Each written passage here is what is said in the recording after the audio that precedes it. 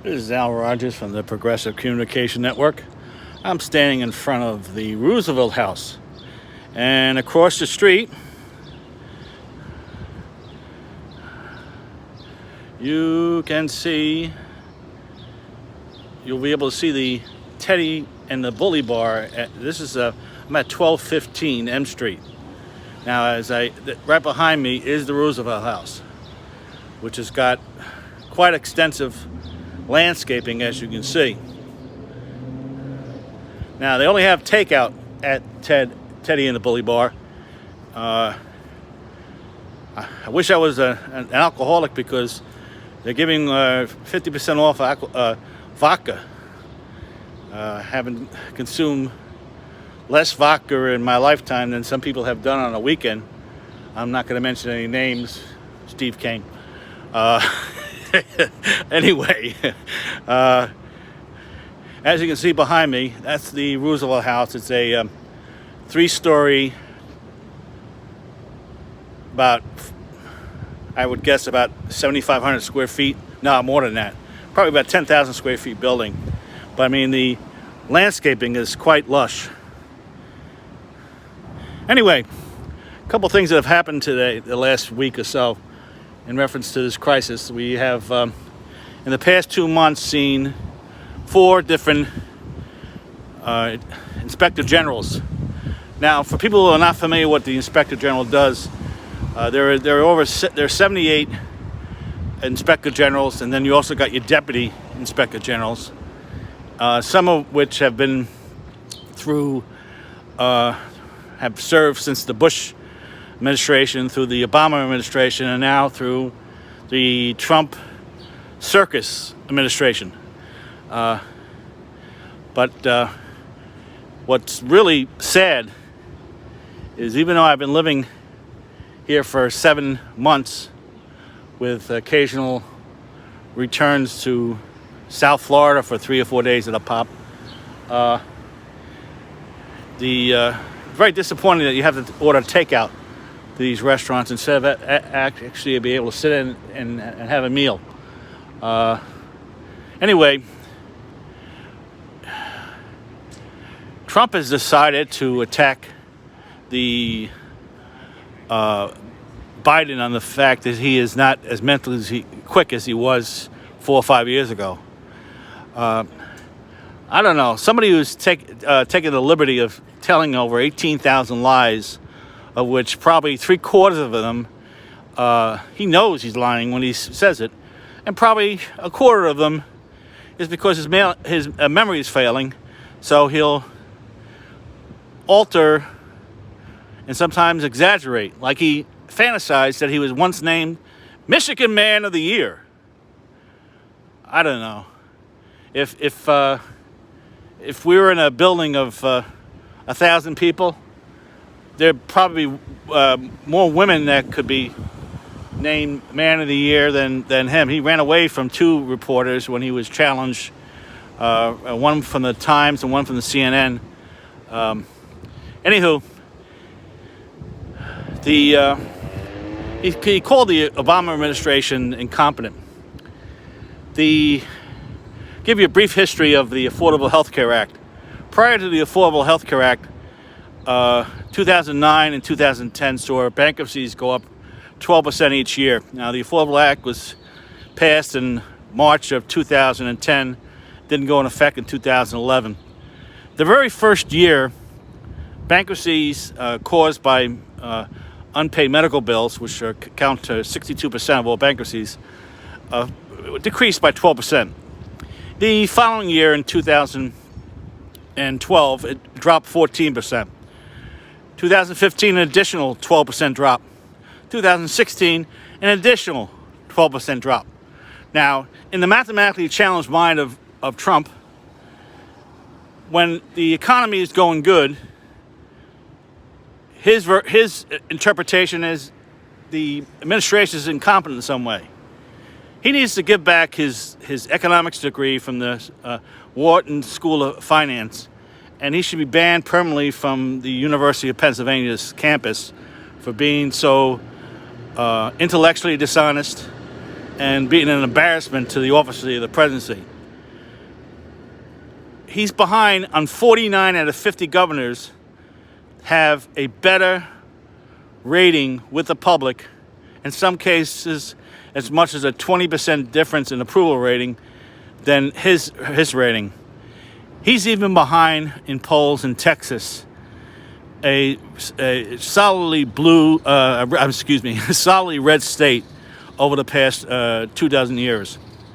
Now, you can comment on this video by calling 888-465-2631, 6 a.m. to 9 a.m. The legendary Steve Kane show airs on WWNN. Call 888-465-2631 with your comments. Or you can email me at democrat.activist@gmail. The Progressive Communication Network, that has a reach of a couple 100,000 people, the 31,000 members, forward videos that are posted there. So potentially many of those videos have gotten a couple 100,000 hits. Again, the Affordable Health Care Act was a moderate success. I say moderate success because there's a 17% administration waste when it filters through your hospitals. If it's handled through Medicare for all, the administration cost is only 2.5%. When you go into your doctor's office, a typical average size practice, there will be about 15% administrative waste because they got to deal with several dozen different insurance companies, and the only time they have any administrative efficiency is if they're dealing with the people 65 or over, or the disabled that have Medicaid and Medicare. There, the administration cost is less. Each year, while we deal with an inefficient healthcare system, more than $200 billion administrative waste every year. It's fiscally irresponsible to allow insurance companies to manage our healthcare system.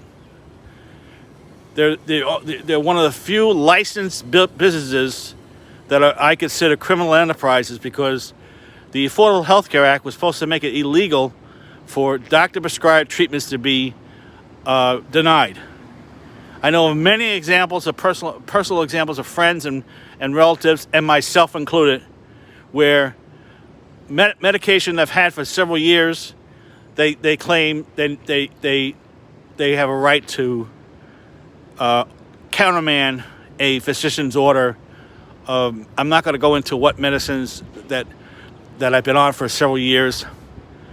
I've been successful in combating rheumatoid arthritis, so I'm no longer on the Humira, the $36,000 a year drug. I'm no longer on that. I'm taking care of that holistically through taking turmeric and various other herbs.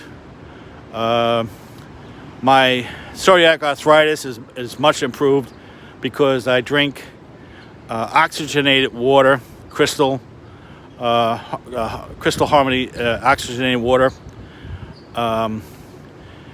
So if you want to see other videos, please subscribe. Please forward this video to other people that are not informed. Forward to this video to as many Trump supporters as you can, because many of them don't realize that virtually everything that comes out of that man's mouth is a lie or an exaggeration. And he accused one of the best moments of 2020 is when he accused the nurses and doctors of hijacking PPE.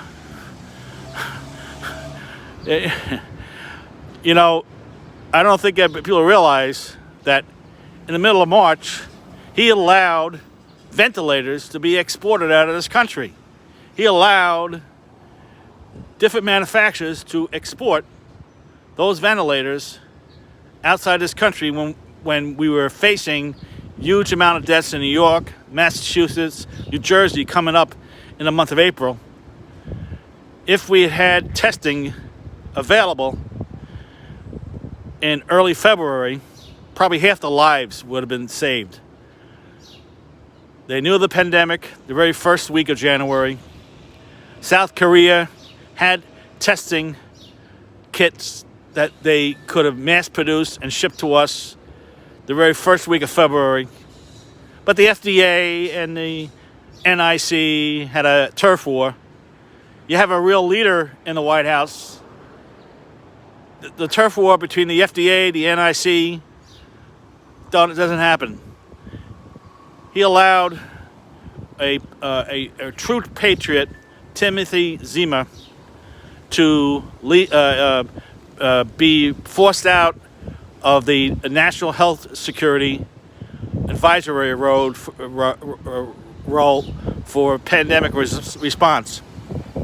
By May of 2018, practically 90% of his team had been transferred to other departments and or forced to retire.